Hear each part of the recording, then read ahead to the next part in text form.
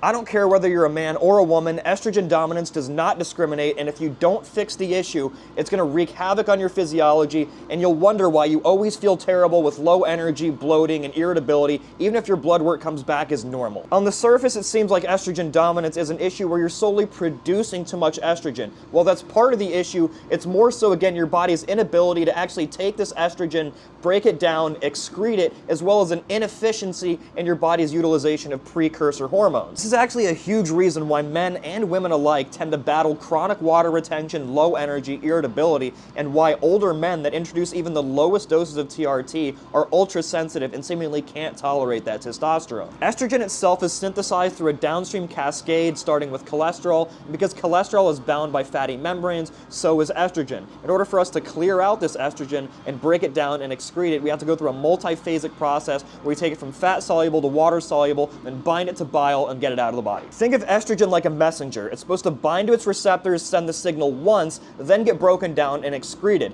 But if we're dysregulated in the gut, liver, or overall metabolism, we don't have the necessary hormonal environment, or we're lacking the essential cofactors to actually create this cascade that actually gets estrogen out of the body. Now, if we want to fix this issue in the first place, we got to understand how our liver actually metabolizes and excretes estrogen in the first place. The liver goes through a three-step process, the first one being hydroxylation, where we essentially take this estrogen molecule and break it apart and put a handle on it for the liver to go ahead and grab onto later. The second part being conjugation, where we actually have to neutralize these less stable forms of estrogen that we've now broken down, turn it into something water soluble, and then get it ready for phase 3, which is the actual excretion and elimination phase. So the first step along the way is hydroxylation, where our liver sends out cytochrome P450 enzymes to go ahead and donate oxygen to the estrogen molecule. This allows us to go ahead and create that handle that we can grab onto later, but now in the process we're creating less stable, more reactive metabolites of estrogen that we now have to neutralize in the next step,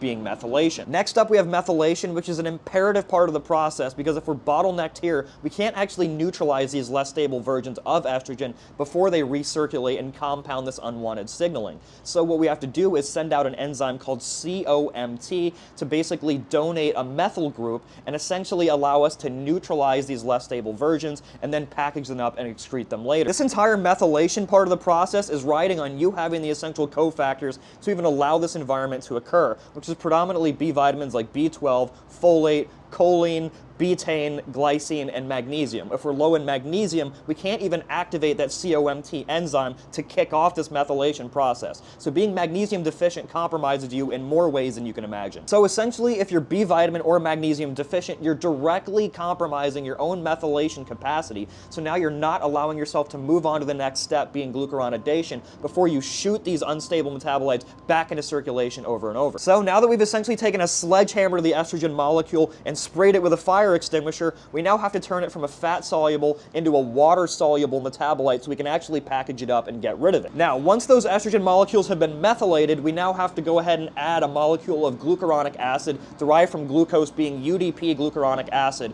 to go ahead and turn it into something water-soluble. Because we're directly utilizing glucose for a large part of this reaction, if you have poor metabolic function or insulin signaling, you're directly creating inefficiencies. Plus, if you're lacking in the essential cofactors needed for this environment to even occur, again, you're bottlenecking yourself with very similar things from the last step, being choline, B vitamins, and magnesium. Now, in order to take these newly conjugated forms of estrogen and actually get them out of the body, we need to actually have them bind to bile. If we have sluggish bile flow, or we have some degree of leaky gut where we're creating too much beta-glucuronidase, we're actually going to cleave off this tag we put onto those conjugated forms of estrogen in the first place, and we're actually going to resend it back into a fat-soluble molecule to where we can't excrete it, and then we get stuck in this process over and over. Now, you're going to notice a trend here. For us to even produce the bile acids in the first place, do we need to excrete these estrogens? We need things like choline, we need glycine, we need things like taurine especially, we need ATP, which is driven by magnesium, we also need B vitamins as well. To support this entire process, aside from supplementing magnesium, B vitamins, and the essential cofactors, to improve our methylation capacity, we can throw in things like DIM,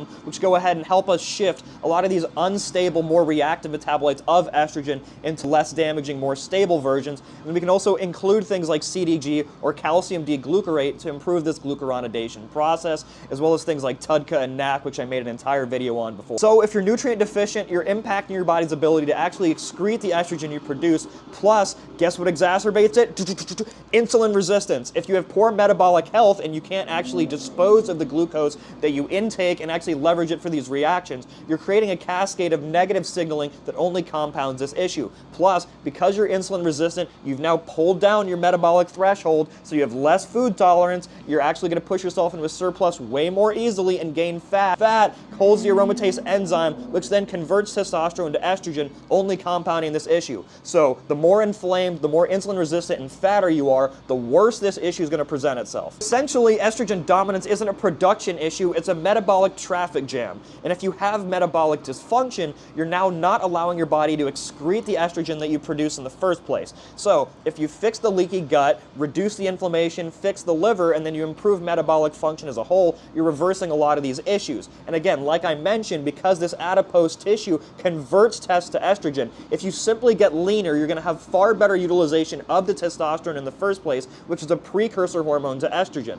So why would we not want to optimize this process every step of the way? Create the right environment for yourself, and you're going to deal with less metabolic dysfunction. TLDR, to fix a lot of these issues, lower your systemic inflammation. A large part of that is by improving metabolic health, by you getting leaner directly, providing the essential cofactors being B vitamins and magnesium, as well as, again, improving liver flow via TUDCA and NAC, and then again, improving estrogen metabolism via things like DIM and CDG. If you want to fix the system from the inside out, you got to understand the why and the how behind just the what. So hopefully you learned something new. Let me know in the comments if you did. If you want an awesome resource on the basics of HRT, peptides, and supplementation, comment the word HRT below, and I'll send it over.